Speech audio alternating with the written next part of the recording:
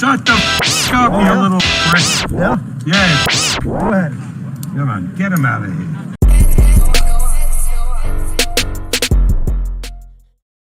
You know, take the phone and I'm trying to talk to the ambulance. They say they coming and they telling me, you know, I'm asking them like what do we need to be doing? And so they telling me to try to administer CPR on bro and asking me, is he breathing? I'm like, yeah, he's still breathing, you know. And just try to do the best that we could. And finally, you know, police came and ambulance came and they took him. And so I'm just praying, you know, I had faith that bro was gonna be all right. And you know, then I had a lot of people shot in that parking lot. And we, you know, I done drove multiple people to the hospital and, you know, I'm like, man, if anybody make it, bro gonna make it for sure. And that was the ride to the hospital, man. Just praying and, you know, I was confident bro was gonna be good, man. And just couldn't understand it, man. It's like the Twilight Zone after that. Everything I believed in or my faith in shattered. But did you get... A few weeks ago, most of the internet had the privilege of listening to Blacc Sam, the older brother of slain rapper Nipsey Hussle, on the Big Boy Show. As expected, Blacc Sam was who we thought he was. He came off as genuine, he came off as articulate, and he came off as someone who carried a lot of respect and who respected himself. However, during that interview, something struck me. Something I heard twice struck me, and it was Blacc Sam stating that he lost faith in whatever he believed in. I'm not going to say that bothered me, if that's the right word, because I kind of understand someone dealing with the trauma of losing their best friend, their confidant, their brother, their sibling in such a violent manner. It also took me back to when Nipsey had first passed away and his mom was interviewed, and her definition of his passing and her understanding of death actually made me, as a fan and someone that I think could relate to the pain they were going through, had me thinking to myself that she was gonna at least have solace, and she wasn't gonna, at least not that very moment, she wasn't gonna grieve that much. It might come in waves later on, but she would deal with it better than others that had not come to terms with the fact that eventually we all pass away and do not have a very good understanding of death like she presumably did when she was interviewed. But I'm gonna play a few tapes, two or three videos, and I'm gonna come back and I'll discuss some more on the issue. Aramis was more beautiful in death than he was in life. Aramis didn't have any marks on him when I viewed him. His hair was perfect. There was not one strand of hair that was out of place. All of the love and all of the compassion and all of the caring and the truthfulness and the generosity and the honesty, all of the compassion, just all of the good things that were inside of Aramis's heart is as if they lifted off of his heart and they transferred to his face. His face was beautiful and had complete peacefulness. Beautiful. I looked at him and I said, that's my angel baby. Because now he's a baby in the spirit world. He's beginning his life in the spirit world. Ambulance, I think J-Rock. Then one of the ambulance told J-Rock something. And he came to me. I'm like, no, I'm not trying to hear that, man. I'm trying to figure it out and go talk to them and then go to the doctors. And then my mom and family was there and then everybody's screaming and just walked out. Just fucked up, but... When you walked out, you knew then? Yeah. Yep.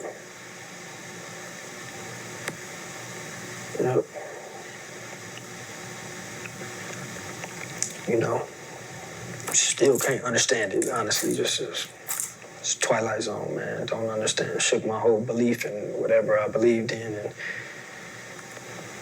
you know. When the ceremony for Nipsey was going on at the Staples Center, one of the things I noticed when his older brothers, Blacc Sam, was speaking was the black dot on his head. If you look at those pictures, you will see that black dot. Now, for Muslims or adherents of the Islamic faith, you would easily identify that as a zabiba. The zabiba is a mark that usually imprints on people's foreheads when they pray. That's like if a person is very prayerful, you know, the constant friction between their forehead and the floor or the rug or the carpet imprints on their head. Now, not everybody gets it, so it's usually special for Muslims when they get it after praying. It's a special thing for Muslims. Now, when I realized personally that Blacc Sam might be Muslim, I think I felt, well, you know, it'll be, just like I said earlier, it'll be easier for him to deal with the death of his brother. Because one of the things Islam teaches people is that, you know, you're going to die one day and you're going to face judgment. And whatever you did on earth, which is called the dunya, is what you would account for in the afterlife, which is the akhirah. So for most Muslims, I don't think adherents, and I mean strict adherents of the Islamic faith, are not usually scared of death. Of course, nobody wants to die early and nobody wants to die a gruesome death. But one thing I think Muslims have come to terms with, which the religion actually teaches people, is that it is inevitable and it is not something to be scared or to be upset at. For example, the Prophet of Islam himself, Muhammad sallallahu alaihi wasallam, lived and died like a normal person. He passed away, he lived, he was sick, and after his illness, he passed away. Also, while he was alive, he himself suffered the deaths of people he was close to, people he loved, his relatives, his wife, his grandfather, his parents. He was an orphan. He'd never had a son because they died in infancy. So things like that, I think, also plays into why Muslims understand that